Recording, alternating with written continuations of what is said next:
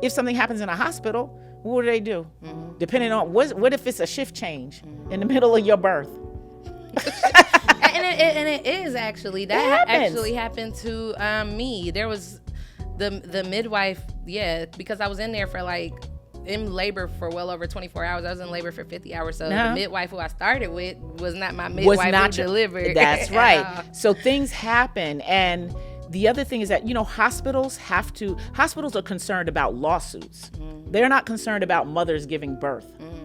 They're making sure that their room is making money, that you're not in there too long, and that you're not suing them because something went wrong. That is the concern of the hospital. The first concern of your midwife is to ensure that mama and baby are safe. So it's just a whole different approach. And as I said earlier, birthing is not, in my opinion, a medicalized event. It has become medicalized unnecessarily.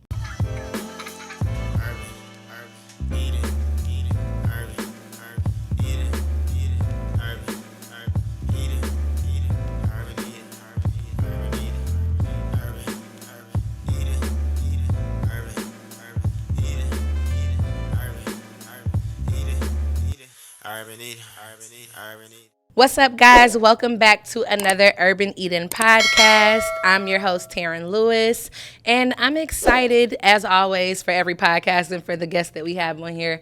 Today, we have my self-proclaimed fairy godmother, Kemiko Lawrence. I'm so excited to have her here today. Y'all know I got to do my formal intro for her, and then we're going to get into the nitty-gritty about her journey through life. I'm excited to just have her here sharing her journey with us and with you all as well, or with me and you all. So let's get into the formal intro. Kemiko Lawrence is an entrepreneur, experienced wellness coach, certified and experienced yoga educator, retired veteran homeschooling mama, and lover of the natural world. Kemiko's life and work are intimately connected. She was born into a legacy of land and business owners. As such, she continues the journey of her ancestors by focusing on health, wealth, leadership, and ownership. Her sacred guiding principles are self-care, family, and love, built on the pillars of gratitude and integrity. Kemiko has been privileged to raise all 5 of her children at home. The knowledge gained from parenting, nature, and the ancestors have filled her life's treasure chest. Kemiko has experienced tremendous joy and deep pain. Her philosophy is that everything is energy. How we use it is up to us. I love that. So without further ado, let's say welcome, Mama. I call her Mama K. Welcome, Mama K. Thank you, sweetheart. Thank you, Taryn, so much. It's such a pleasure and an honor to be here with you. I thank you for the invitation. No problem. It's an honor to have you here. As you guys saw in the bio that I just read, it mentioned her being a yoga educator. And 2 years ago, she trained me to be... I went to become like a yoga instructor, but it was more so to deepen my connection and my relationship with yoga in general and to learn more about the practice. And we're going to be talking about that today with Mama K because, she focused heavily on meditation and centering with oneself. Went to the that silent conference you went to, the silent retreat. Silent retreat, yes. We're going to get into it. Let's go ahead. Mama K, you go ahead and just start with telling... I'm sorry, hold on. Before we get started, I got to talk about the Urban Eden product. Okay. Yes. I'm so excited to get into her journey. But real quick, before we start, I just want to mention, today we're going to be featuring the lemon foaming hand washing soap. All of our hand washing soaps are bomb. I take great pride in the foaming hand wash soap because it's made from scratch. The ingredients are all natural. Like literally they're made with plant-based oils, essential oils, and that's not something that you always find in a hand soap whatsoever. It's going to be full of thickeners, synthetic chemicals that you don't need that dry out your hands. And our hand wash is something that is created with love and created from scratch. And it gets the job done and it smells good. And Mama K loves it. Yes, this little product right here is probably one of my favorites. I mean, I have a few favorites, but which is probably why I love this foaming hand wash so much. And when I get like about right here, like that, I'm like, oh, I got to go re-up. It is so good. It makes my hands feel great. And I work with my hands a lot, right? Just outside in the yard with my bees, all that. So, by the way, we are walking into the winter, right? We're right in fall right now, headed into winter season. We understand that hand washing, if you didn't know before COVID, you know now, hand washing is critical to your well-being. So, and your skin, largest organ on the body, is a source of input, right? We have sources of input. I'm going to, just input, What do you mean and input? Like what goes into your body. Right, okay. Your skin, your nose, you inhale, your mouth, you eat, right? Your eyes, you see, you take visual inputs, auditory inputs. This is an input. So you have to be conscious and aware of all of your inputs. It's not just one, right? But if I'm going to put something on my skin, it's going to be good, y'all. Y'all better get you some of this. Okay. I just love how Mama K, she gonna give us a word every single time, like just packed with knowledge and wisdom. So she even she educating me.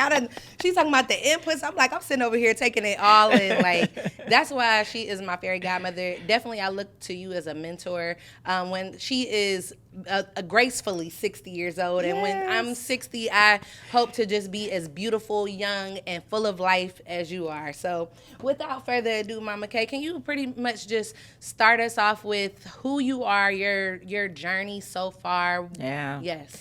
Well, wow, who I am in my journey so far. So let me see if I can kind of bring it into bite-sized pieces.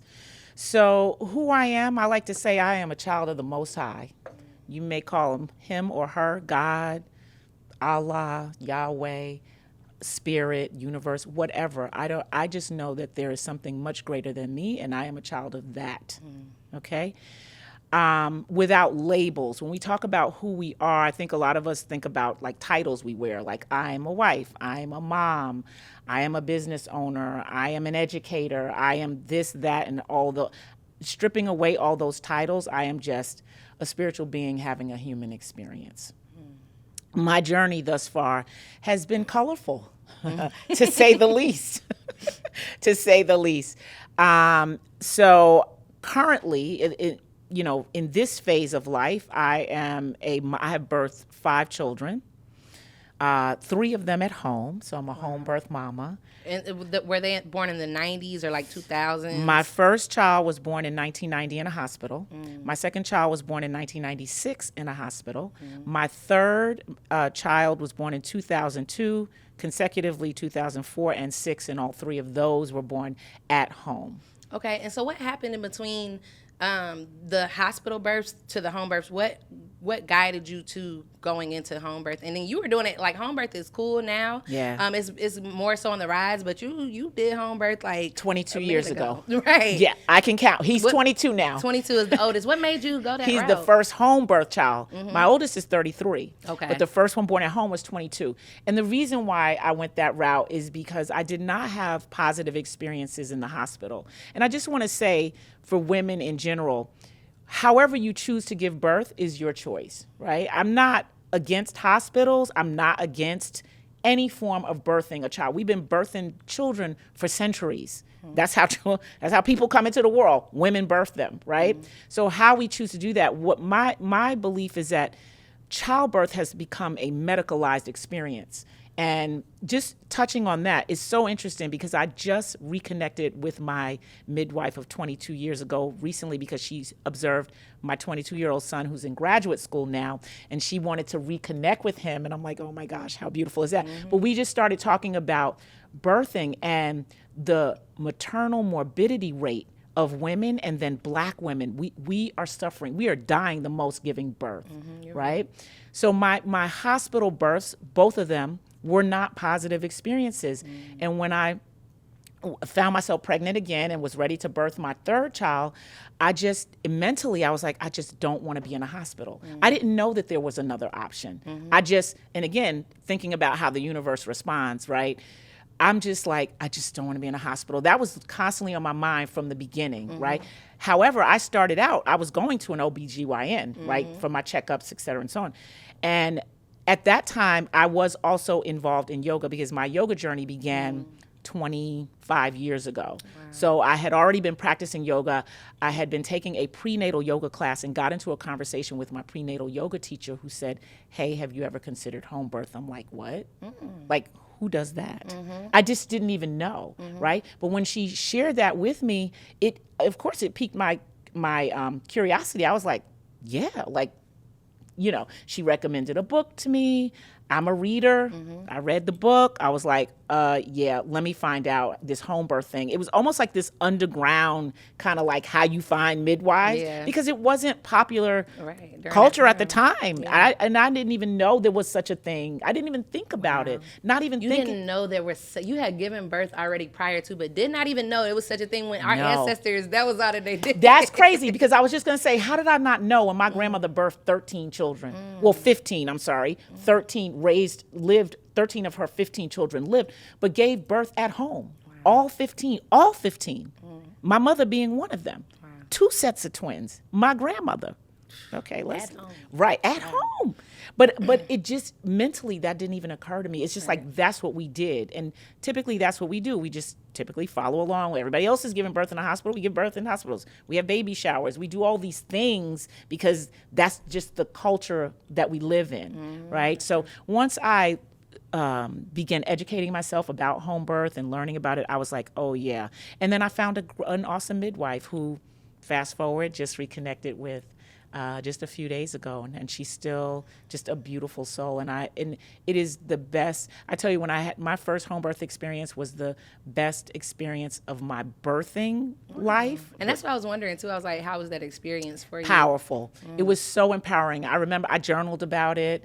I also write journals. I got tons of journals that I've had over the years. Several journals too. Yeah, which is great, documenting. And for your children and your children's children, for the generations to see. For your generations to come that will see.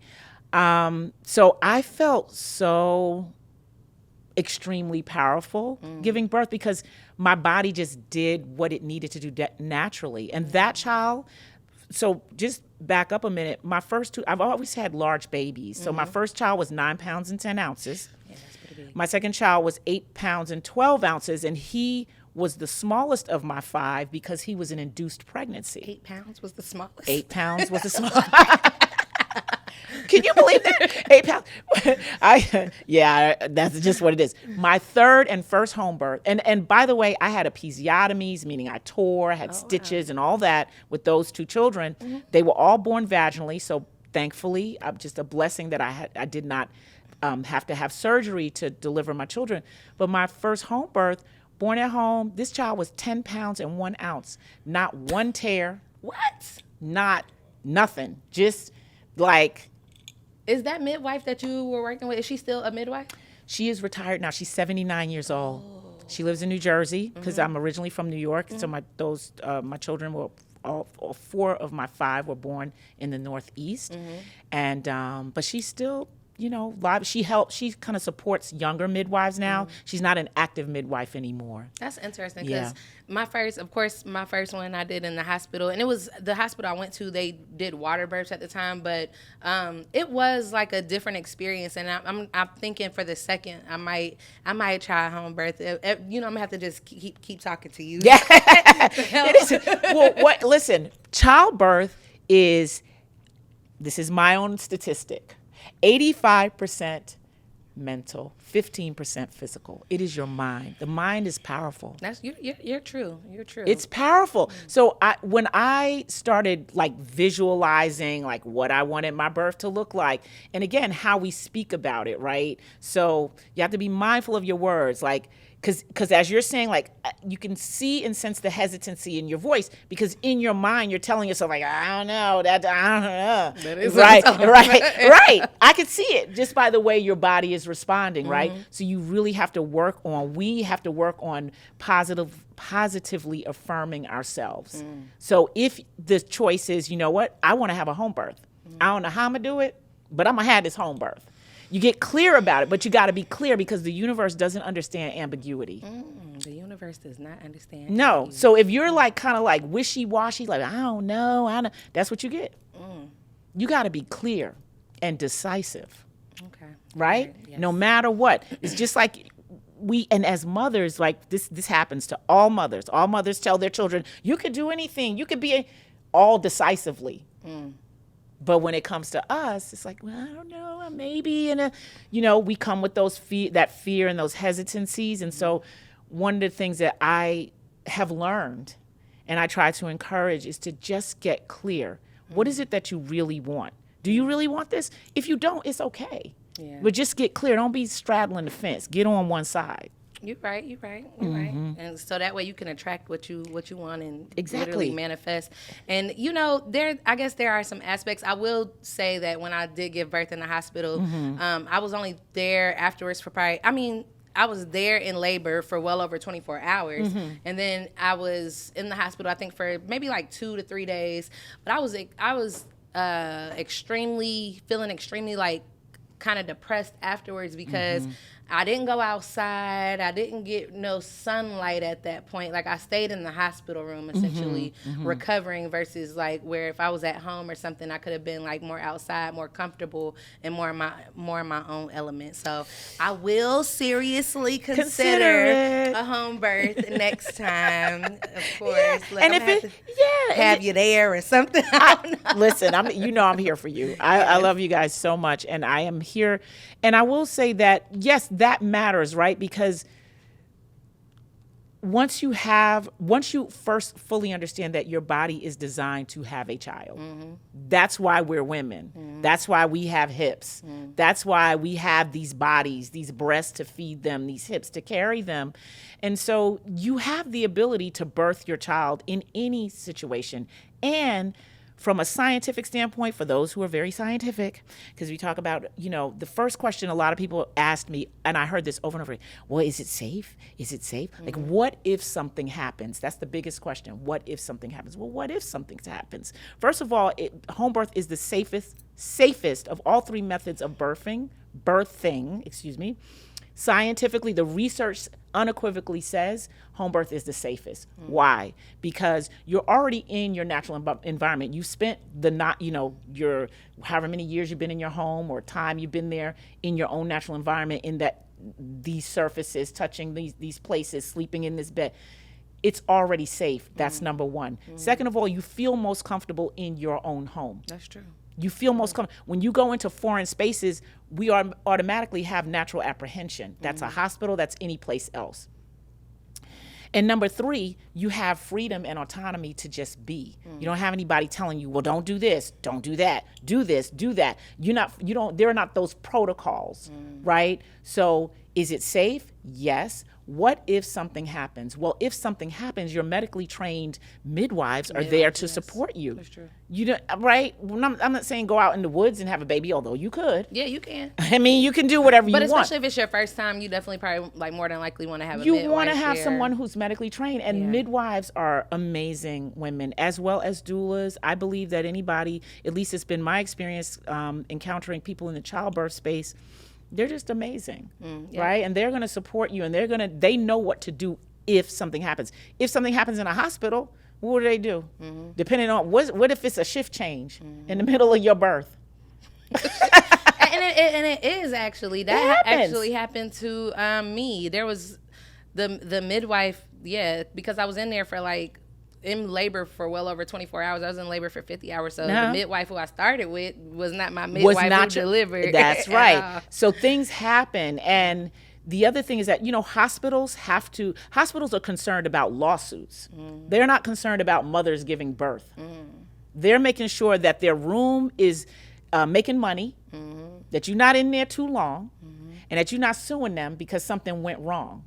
That is the concern of the hospital. The first concern of your midwife is to ensure that mama and baby are safe. So it's just a whole different approach. And as I said earlier, birthing is not, in my opinion, a medicalized event. It has become medicalized unnecessarily. So I just think, there are other ways. We just have to think more creatively. Indeed.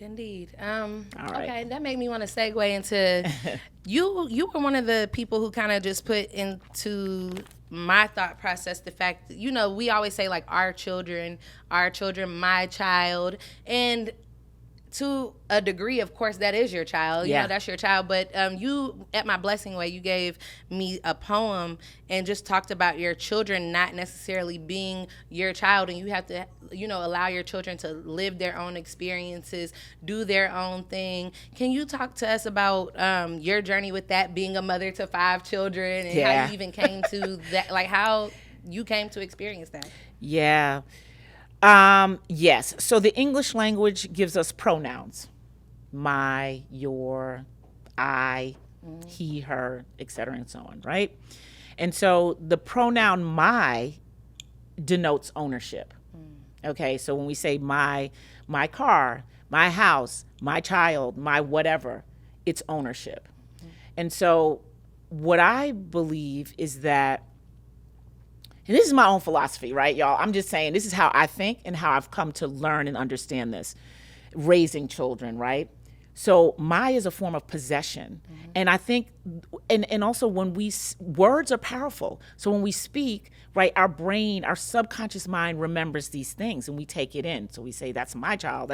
So we get possessive about things. Yeah. And we have that sort of, the quote is the mama bear. Mother bear, yep. That's you ain't coming close to my den. Right. That's how we are as animals, as humans. It's natural, right?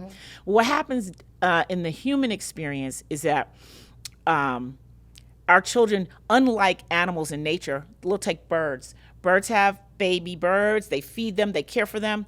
They push them out the nest and let them fly when it's their time. Bears, lions, they all, every sort of habitat in nature has this way of being, except for humans. We don't want to let go. We hold and hold and hold. And it could be to a fault, right? But there is a time in life when we do have to allow our children our children to be who they are, because what you're referring to is a piece that was shared with me by a sister friend some years ago, because as a mom, as a young mom, I was experiencing some difficulties with one of my children, my son, and I was trying all sorts of things, it was just really hard. He was just his own person. That particular child taught me the lesson of, I am my own person, you do not own me, and I'm just going to be free, whether you want me to or not. Yeah, because you have 5 children, so you're dealing with 5 different personalities. 5 different personalities, Yes. and they all have very strong and very unique personalities. And so sometimes, you know, on our parenting journeys, it can be frustrating, and we don't know what to do, and we're just trying to figure it out. Because here's the deal, like, parenting doesn't come with like this is how you do this thing manual, right? It's a learn as you go kind of thing. When I had Eden, I was like, y'all, where is the parenting manual? There's no manual on how to do this. Because our children are as unique as our fingerprints, right? We all are these unique humans. So I think oftentimes parents forget that, just like we are unique beings and we had to come into our own and we had to leave our parents' nest, so do our children. And so I know that, I'll just say in my own experience, I didn't do a very good job of that early on. I learned that, you know, that's why I think it's good to have multiple children, because you do learn more lessons through your children. And they get like they get the different phases of a parent. Like you said, you were young. How old were you when you had your first? I was 27 when I had my first child. Oh, wow. I mean, and you still felt like young and green. I felt fresh, young, right? and didn't know what I didn't know. Thought I knew, but I had a lot of difficulties. I struggled, right? And then I was so protective. I mean, like, I often joke, I even tell my kids this, like, I was wiping this child's nose till he was 7 years old. It's ridiculous. I was like, wipe your own nose, right? Like, I had to learn that, right? Like, what was I doing? Right. I just didn't know. I was like, I'm just taking care of you. Like, literally helping him brush his teeth. Overextending yourself. Oh my gosh. I was like, I say I'm a recovering control freak. I really was like overbearing helicopter mom. But as I had more children, I learned to relax a little bit more. And then this piece came to me. It's a piece written by a poet who lived centuries ago. His name was Khalil Gibran, and he wrote a book called The Prophet. Many people may know about it. Yep. And somebody, if you don't know about The Prophet, I highly recommend it just for this one piece. So in The Prophet, he writes on subjects about life, on friendship, on marriage, on family, on children. And so the piece on children in particular, this just it has stuck with me from the moment I read it. Our children are not our children. They are the sons and daughters of life's longing for itself, right? Their souls live in the house of tomorrow, of which we may never visit, not even in our dreams. Although they seek not to make them like you. They are their own people. And when you see them as their own individuals, it just shifts something in you. And it's like, well, I can learn from this child because I have learned that my children are my spiritual teachers. In fact, my Kadir is no longer with us here on this side, was my greatest spiritual teacher in life and still in death. I learned so much from him and from his life in the short years that he was here. But he really was the one who taught me that, our children are just not our children. They don't belong to us. They come through us, yet they belong not to us. And that's what the piece says. And that's the way that's the way I try to continue to live and continue to guide my other children, because I still have 4 other children here. They're all young adults now. In fact, my youngest will be a technical young adult tomorrow. Yeah. She'll be 18 tomorrow. Well, you've done a great job so far. You've done a great job. A lot of support, a lot of help. A lot of support. You definitely have to have a lot of support. You need support. And they have a great dad.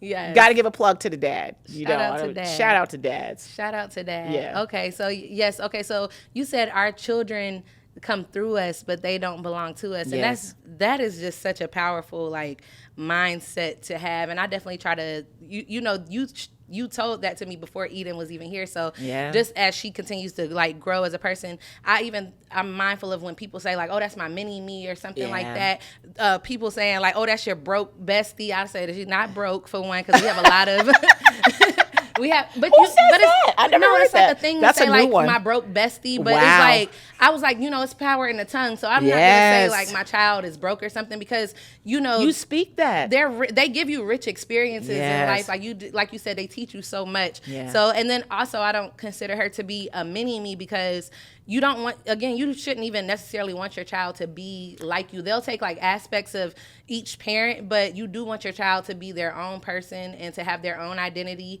And then, of course, you don't necessarily want them to be followers as well. You want them to be leaders. So it's define who you are, know who you are, and walk in this world as who you are, and continue to be that light. It's seek not to make them like you. Right? They are their own people. They have their own minds, their own bodies. Yes, they've traveled through you, but they are not you. So I think this is a struggle that many parents have. And this is an old struggle. This is not anything new. I believe that all parents struggle with this particular concept. It's well, your father did this, your mother did that, so you need to be I had to work hard, I had to heave hoe, I had to pick cotton, so you got to do it too. It's just no, right? Because there's also this dynamic of, well, it was hard for me and I struggled and made it. You can struggle and make it too. And just remind yourself that every child is different. They are unique human beings. Every child is not made to struggle in the same way. Just because you had to do something a certain way or you didn't get to do something doesn't mean that they have to or should be denied because of your own experiences. And I think that is the delicate balance of parenting.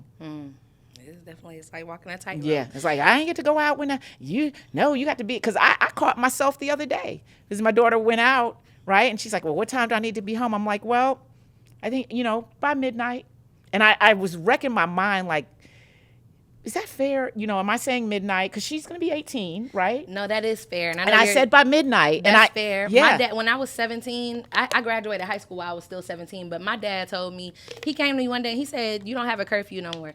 That night, I stayed out till the sun beat me home. I stayed out till 7 o'clock in the morning. My dad was waiting for me when I got home, and he said, okay. I know I said no curfew. He said, but don't let the sun beat you home. I said, all right. I said, okay, I got that. Right. So we do have to have some boundaries, right? Have boundaries. But I'm just saying, don't put your stuff on your kids. That's facts, right? As our children are here to help us heal our own childhood wounds. Yeah. Right? That's so true. Just get up, and you don't, whatever you've done, they're different. That's true. Yeah. Okay, I had lost my train of thought, but when you were talking, I actually got it back. But So it brought me back to the philosophy of yoga. And I know most people think about yoga as the movements when you get on the mat, and that's what yoga is. But yoga is actually a way of life. And Yes. it teaches you so much. But one of the biggest overarching themes of yoga and its way of life is detachment. And even when you talk about like your children not being yours, and you know how you say you lost one of your children, you had to go through that, like that attachment, like that detachment and that attachment, like this is my child. And then now you have to deal with like detaching so that it doesn't, you have this degree of suffering and this pain, and it can take you out of here. It Pain, can take you suffering, out. and grief can take you out. It can stress you out. Yes. It can cause, disease, and it can cause death. Really. It really can. Grief. It really can. It can be physical. It's heavy. It's very heavy. It's heavy. And so that's why it's like, it's so crazy because yoga does talk about this detachment. It's like it's really hard. I think that detaching from our loved ones and things that we love is a daily everything. It's a daily It's work. a daily, because we're not going out of here together. No. And we're not making it out of here alive. Right. Like, There's nowhere to go. We all gotta go. We all gotta go. You're so right about that, Taryn. I mean, that's just spot on. I mean, it's an everyday work, and it's an everyday choice, right? You have to be intentional. I am intentional about how I choose to navigate this journey. It is very hard. When Kadir died, the best way I can describe it is like just getting that news. Like, it's not a call you want to get, right? Any tragedy, any loss, anything that happens that's painful for us, we don't want that. Nobody wants to get it.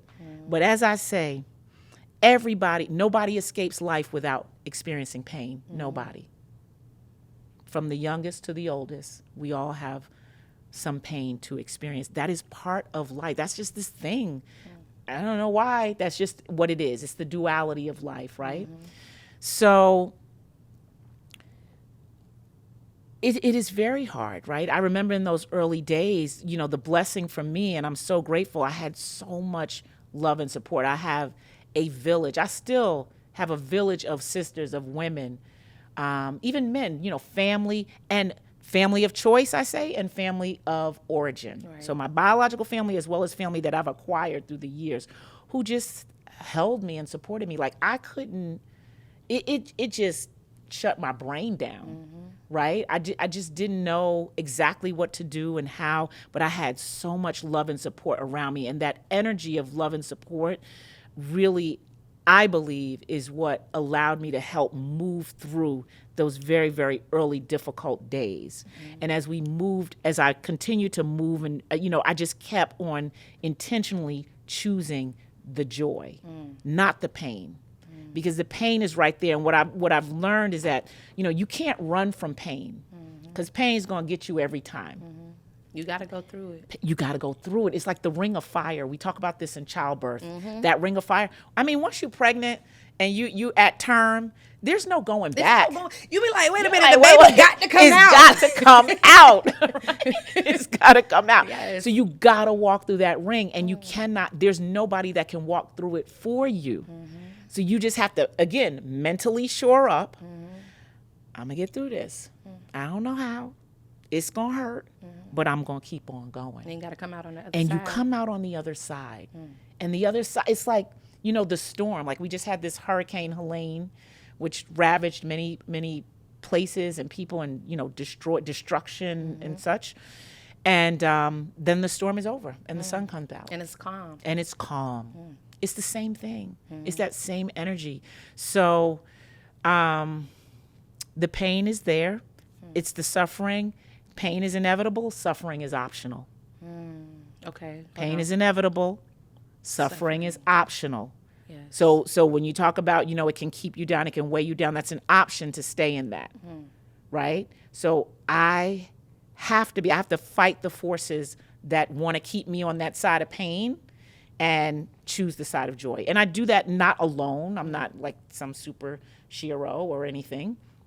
I do it with a lot of help, with a lot of support, that spiritual path.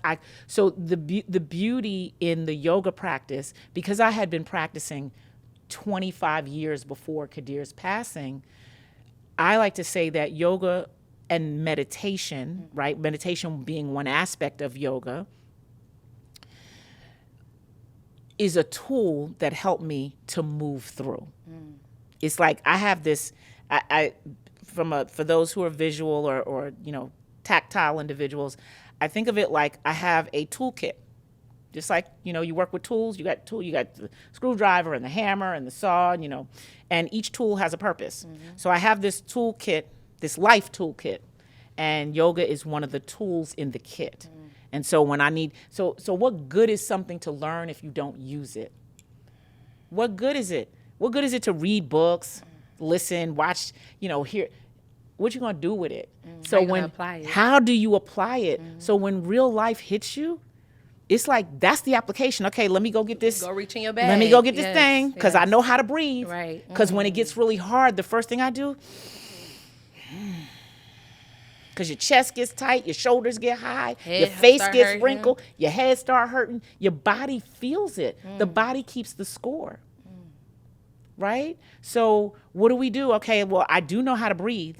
I do know from years of practicing breath, it's an automatic response when things are tense for me, because when I'm on the yoga mat, and that's what we learn in the practice, when the pose is hard and you're trying to do something like headstand or something, it's just breathe.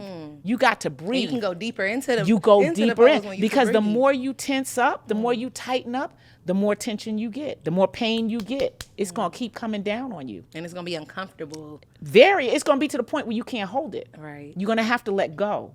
So if you breathe and, stay at ease, which is the work, because that's the work, right? It's like applying in real time. I say this all the time. You quote scripture, okay. How you apply that to your life? That's facts. Quinn is very big on that. He's like, if we out here applying scripture, or saying scripture, make sure that you apply it into your life. And real quick, I wanted to speak on the breathing aspect. A couple of weeks ago, I even got on my Instagram live and mentioned this, but I went into work and I was like, okay, I'm gonna go in and make some products real quick to some little limited edition products, some little prototypes. And I was trying to do something. I was trying to print out some papers, with my recipes on them, before I went and did it. And I was having trouble printing, and it was frustrating me. And I was like, and I didn't eat it. I barely ate, barely drank water, but I just felt so super tense. And I was like, okay, I'm not about to make the product, because for one, my energy is not good. And I was like, I'm just frustrated and I'm done. But something said, breathe. It said stop. I'm in the middle of the warehouse. It's a busy warehouse, and literally I went and stood by the front door and I breathed. What is the past tense? You took a breath. I took a breath. Okay. No, I took a breath, and as I realized how tense I was, that I actually wasn't even fully breathing. I was doing very shallow breaths, and I was like, I know I probably look crazy standing here in the middle of the warehouse, and I also was trying to be cognizant of the fact that I'm the owner and I'm in there and I'm under this immense pressure. I felt and it was literally from something simple, but I just felt tense. But when I took a breath, I just felt very calm and very relaxed, and it changed my whole demeanor. I was like, I could do this now. And then I found a solution. I couldn't even think of a solution, but I was able to find another solution and do something else and get the job done. And I felt so relieved afterwards. And every time even when I take a breath, I do think about you, because you always talk about that meditation and the art of breathing. I think you didn't give me a book. I think I was gonna get you a book. It's called Breathe, or it's the yellow book. It's the yellow book. It's called something breath. It's yellow and it has the torso on it. I don't know if I told you about it, or I know that book. I think it's called The Art of Breathing or something. I love the title. The Art of Breathing. We'll have to look that up. Yeah. And I need to get it for sure. I think I thought I had it or something, but taking a breath it can literally just like I said, you can think clearer. And it's healthier for you, and it just kind of relieves the load a little bit. I mean, we can change our mood and our energy through our breath, right? So what I say and what I've learned is that, we have the mind and we have the body, right? When I point to the brain, really this is physical, but the mind, the subconscious, right? And we have the heart, the body. So the breath is the link between the mind and the body. It's the bridge, right? So if the mind is if we're in this fight and flight response mode, and then Because when when we people are tense and emotional, your heart rate is beating faster. Putting you in that survival mode. Putting you in survival mode, right? But the breath can take you into rest and digest. Can calm down your nervous system. We talk about this, the sympathetic, parasympathetic nervous system. Well, in order to tap into that parasympathetic, that calmness, right? It's not breathing here, which is that shallow breathing. It's here in the belly, right? You got to breathe deep. You got to inhale and blow up the balloon, right? And then exhale. And you can feel your heartbeat.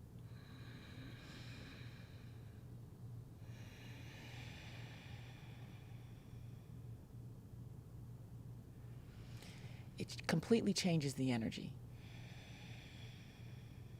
So I always tell people that, you see how we just calm down. Even the voice calms down. The energy is energy, right? It's just the breath, and we all have this. Every single. If you're here, you're listening to this. You are breathing. You got it. So our breath. We have to tap into that. We have to tap into these inner tools. We have tools. We come here equipped. We come here equipped. It's like understanding how to use our tools, tapping into them, applying them. Because, again, you live on this planet, right? The old folks would say, okay, you ain't had pain yet, just keep on living. Keep on living. You're going to get some. Keep on living. What you going to do when it hits? Are you ready? Like we talk about emergency preparedness, having your food supply, your water supply. What about your breath supply? You're killing your breath if you're smoking and, deteriorating your breath, right? You can live without food for so many days. You can live without water for so many days. You cannot live without breath. That's what makes you alive, yeah. There are no days you living without breath. Right. If you ain't living with the breath, you underground. Like it's out. It's done. It's over. Last breath. Out of here. Right? So your breath is so powerful. So powerful. And, this breath practice is what has been part of my arsenal. My toolkit of life that has helped me to navigate and survive. Breathing is healing. Taking a breath is healing. And it's sometimes we're just, like you said, we're already equipped. And so many times we're searching for outside of ourselves. Not only are we searching for happiness outside of ourselves, but we're searching for that relief. Yeah. We're searching for that healing outside of ourselves when it's so simple as like taking a breath. You don't got to pay for that. You got to pay for water. You got to pay for water. Got to pay for water. But you breathing, you don't have to pay for it. That's something that's innately within you, and so many things could just be resolved through, like, taking a breath. Taking a breath. And no matter where you are, no matter how old you are, no matter what circumstances you find yourself in, take a deep breath.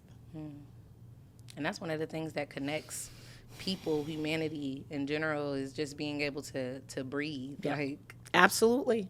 Absolutely. What's interesting is I wanted to, even when I do my podcast, like even just the fact that we just did that exercise, because when I thought about doing podcasts, I was like, I want to start each podcast with taking a deep breath, but I didn't implement it whatsoever because, I don't know, I think I just jumped right into the podcast, but I thought that it's so important, no matter, even whenever I hold space just in general with other people, I feel like you have to start with taking a deep breath. And even though I feel like you have to, I haven't incorporated, but essentially like you just really reinforce the fact that like it changes the energy. Sometimes even before we start the podcast, a person could be feeling nervous or whatever they might have been going through prior to even coming into here. But it's like when you come into this, sit on this couch and sit in this chair, like there's a particular energy and space. Like we're sharing our knowledge, we're sharing our journeys on here on the podcast. So it's like really just taking that breath and just taking that time to like center and align yourself. And as soon as you hit the yoga mat, like yoga isn't necessarily you just getting all into the flow of just let's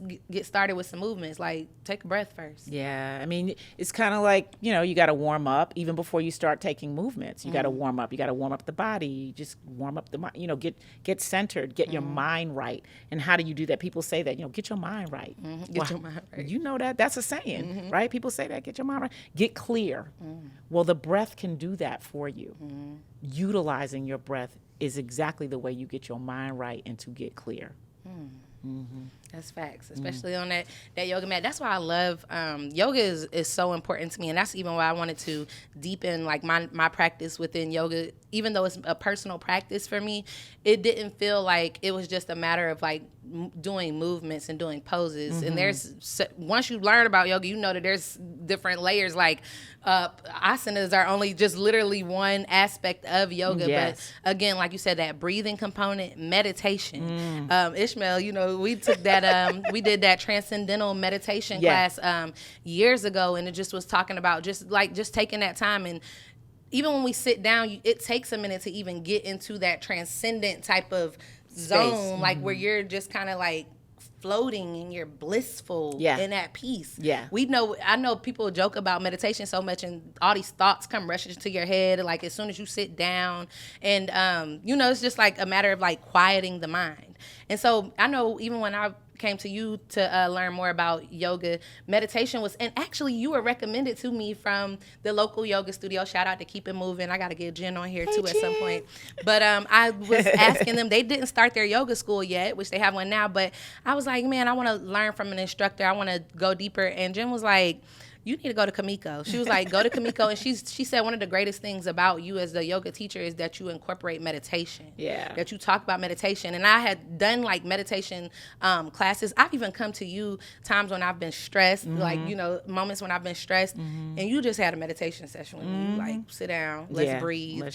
And I'm crying at the end, feeling all healed. And just like that reminder. That's why I'm like, she's so essential in my life, y'all. Just always great experiences. But that's so important. And that's like just a simple medicine to even share with other people. Take a breath. Yeah, take a breath. I mean, you know, my meditation practice has evolved through the years, right? When I first came to the mat, it was through asana. And for those who don't know, asana is just pose, right? So we have different pose names and pose names for poses, and asana is that physical aspect of the yoga practice. There's always a period in a practice, even in our active practices, where, you know, it's like quiet, like at the end when you take that, you know, shavasana, right? The quiet, the corpse pose, they call it. I like to call it pose of surrender, where you just let go and you just vulnerable. You're open and vulnerable, yes. But it's a moment of quiet, right? To calm the mind. Yeah, the mind is designed to be busy. It's going to be busy, and it'll show up in meditation as well. Again, meditation, like anything else, is a practice. You have to practice it. The more you practice it, the better at it you'll get. The better at quieting your mind you will get, right? Usually when one comes to a meditation practice initially, first time, all over the place, or they just, I can't sit still, because people say, oh no, I can't meditate, I'm too no, my mind. Well, that's exactly why you need to meditate, because your mind is all over the place, right? So through the years, my meditation practice has taken different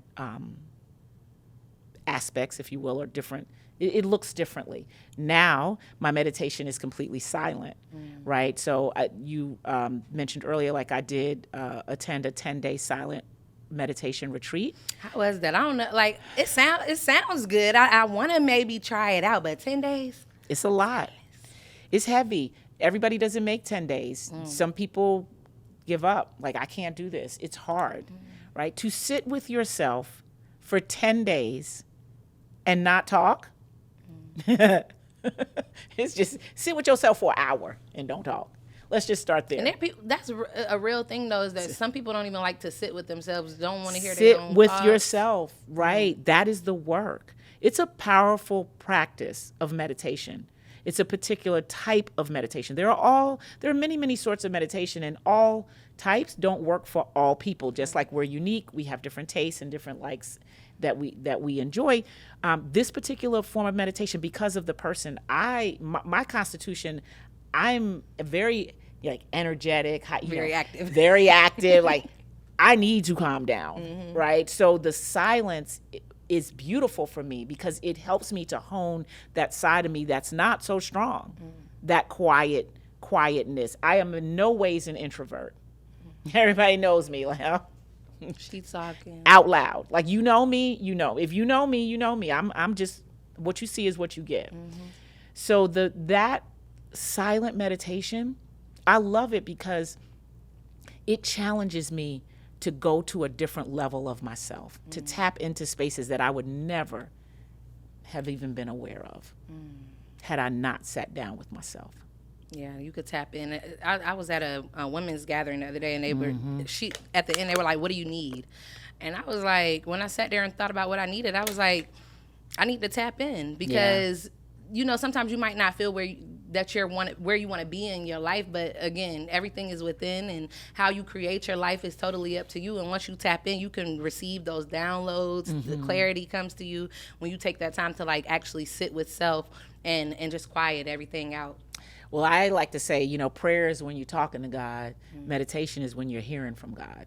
You cannot hear if you are noisy all the time. Too many distractions.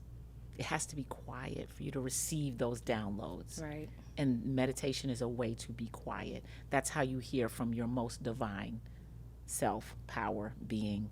That's how you hear. You got to get quiet. That's facts. That's facts. As I listen to you, I'm just like, your life is so full. Again, like you say, anybody looking at you is like, you're full of joy, you're full of happiness, you're very active. Again, like you said, you've experienced grief, one of the worst kinds of grief. As a mother, you definitely, you like, your child is supposed to bury you. Like, it's not supposed to be the other way around. So Right. You've experienced like grief. And even when you talked about, choosing joy, it made me think about another funeral that I went to. And, it was somebody that I knew supported the business and knew her for several years. And her brother got up there and he said, my sister told me, before she passed, choose happiness. And ever since then, I've just always keep hearing choose happiness. Like you said, it literally is a choice. And that's why I say your life is so full. Pain is not something that we reach for. It's not something that we ask like, hey, I'll take some. It's something that's handed to us. And then of course, but happiness is something that you have to reach for. Happiness is something that you choose. It's a state of mind. You create that for yourself. Yes. And that's why I say your life is so full, because within you choosing happiness, you found you can sit down and have solitude on one side of the spectrum. On another side of the spectrum, you are one of the most active people that I know. And you are young and fabulous at 60, and you do double dutch. You're a beekeeper. Yes. Like you garden. You got your farm. Like you are very active and you live life. Like you cherish every day. And I think like just even maybe like your experiences in life have just shown you like you said, choose life, choose happiness. Yeah. And make the most of your days. It's a choice. I have for the past year, I want to say, I am a self-proclaimed Chief Joy Officer. I spread joy. So I bring joy to spaces I occupy. I'm really clear about that, about choosing joy. It does not mean that I don't get my share of pain and hardship. It's just I don't stay there. When pain comes, I welcome it. Rumi has a great poem called The Guest House. Rumi was also a poet. I don't know why I'm drawn to these poets who lived centuries ago, but Rumi lived centuries ago. And he wrote a poem called The Guest House. And he says in The Guest House, when the hard stuff comes, basically just in summation, welcome them in. Meet grief, meet anger, meet fear at the door. Welcome them in because they have been sent to you to teach you, right? And then you let them, because you can't run from them. You can't run. They're going to get you every time. So welcome them in, deal with them, and send them on their way. That's what you got to do. So I welcome them. Death is not a friend that I wanted to have. What I have done is learn to have a healthy relationship with these friends, I call them. My friend pain and my friend death and my friend grief. So my relationship with them, I choose to transform them into healthy relationships so that I can live. So that you can live. So that I can live. Because you got to. It's like you have to wake up every day. Like, well, I mean, you don't have to wake up every day, but if you got breath in your body, you waking up, you're here. You're here. So I'm just going to make the best of it, because when you think about it, the lifespan of a human is quite short. It is quite short. It's quite short. We're here for like a finger snap in time. And so I think about like, okay, well, what am I going to do while I'm here? Right. Let me just have some fun. Because I used to tell my children all the time, I'm the fun police. I'm here to make sure you have fun. Okay? So I'm going to have some fun. Wow. Yeah. Well, thank you. Just showing us like you know, I'm 33, you're 60. We have such a great connection. Yeah, You we are do. fun, and every time I talk to you, like, it's just, we're gonna have conversation, keep going on, and you always drop in some sort of like not some sort of, you drop a lot of jewels, wisdom, and knowledge, and I thank you for, you know, sharing and just really being who you are, and you know, you're just being a light just within your life. Like, you literally live this. It's not just something that you just are like speaking about, and that's definitely why I had to have you on the podcast, because I was like, you know, your life is just so full. Like, you just live through your experiences. You got to teach me how to double dutch. It's so many things that I just want to like learn from you. You know, you do the canning, the gardening, the beekeeping. I got to learn so much, child. Come on through. Come through. We are having, I'll just close. Thank you. So first of all, let me just acknowledge what you said. And I want to say thank you, Taryn. We definitely have a connection. We always have. I think from the moment we met some years ago, down just kind of on a humble, right? And we just connected from that time. So it's just been a blessing to be in relationship with you on this journey while we're here for this short period of time. It's always a beautiful thing to connect with other beautiful humans. So I thank you for that. And I'm so happy that we have connected. We, you know, part of what you read in my bio, you know, being a lover of nature, I'll just close with just sharing with people, you know, one of the things that I do every year personally is my annual Healing Connections Camp Out. And that's coming. So it's the first week of November. So if anybody in the listening audience is interested in healing in nature, because do you know that right now Western doctors are now prescribing time in nature as a prescription for healing, literally saying what you need to do is go outside, go hug a tree, go bathe in the forest, like not literally bathe, but go get the energy some that energy. trees are gonna give you. Go take your shoes and socks off and stand on the ground. The earth carries electrical currents that are quite literally healing. It's a whole thing. And they're literally saying, like, that's your prescription. You don't need medicine. You need to go outside and go sit in nature. Hello. Go walk. Yeah. Go. And I believe that, because even my last few times, again, I'm trying to like figure out me again, like as a mom. And I've just, like, I've literally recently just been getting back out in nature. And I'm like, I really just need to come sit by myself in nature. Just take that time, because it's a quiet place. Yes. It's a place where you could just feel the energy of the trees. Is very peaceful most of the time when you're outside. So, and there are literal currents coming up, re-energizing you, able to heal you, mind and body. The earth is very alive. The earth is quite alive. So we will be out in Mama Nature. I might come on through. Healing Connections Camp Out, first weekend in November. I'm so excited about that. This is our third year doing it, and every time it's just an amazing experience, and people leave, healed from something, because we all have something that we could use a little healing from. So I want to just invite anybody who wants to come, who wants to have a little fun, get a little joy in your life, in the arms, I say, of beautiful Mama Nature. There's none like her.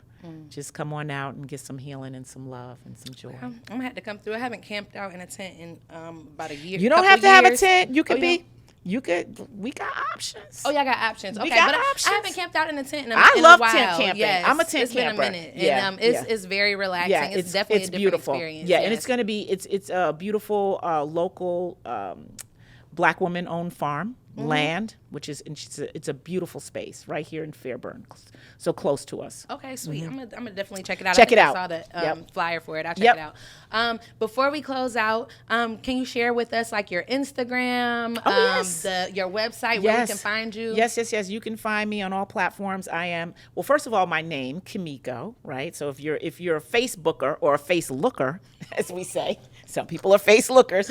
I honor whoever you are. Right. So it's my full name. It's Kemiko, which is Kemiko, and my last name Lawrence. And I know you'll post all that. So I'm on Facebook. Harmony Wellness Angels on all platforms. I am on, I shouldn't say all, excuse me.